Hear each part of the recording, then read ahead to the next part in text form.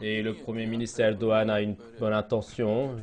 Le montrer comme une personne avec une mauvaise conscience, c'est un très grand manque de conscience. Donc, ils entrent dans le péché, ils font de la décence quand on regarde de manière sensée, quand on regarde de manière sensée.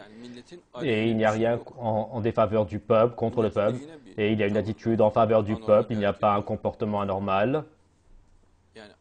C'est-à-dire, donc, chaque imposition des États-Unis, il n'y a pas une chose comme quoi la Turquie va l'accepter. Et à chaque imposition donc, des États-Unis, il n'y a pas une chose comme quoi l'Iran va l'accepter.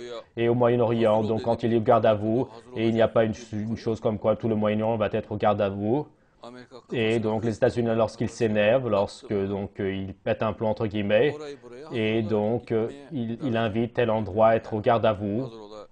Ils les invitent à être au garde à vous.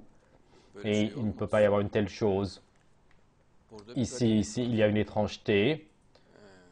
Et notre Premier ministre Erdogan, je n'arrive pas à voir donc une anormalité chez lui, je n'arrive pas à voir une chose erronée chez lui. Et ne voit-on pas ouvertement qu'il travaille en faveur du peuple, pour son bien? Mon frère, entre-temps, donc disons que des fautes basses ont été faites, 4-5 personnes disons qu'ils ont commis des fautes. Et toute la Turquie, tout le Moyen-Orient, pourquoi est-ce que cela l'importerait?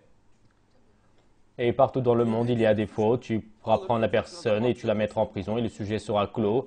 Et s'il n'y a pas de faute, il sera acquitté, n'est-il pas? Et donc, il s'excusera, tu l'embrasseras sur son front.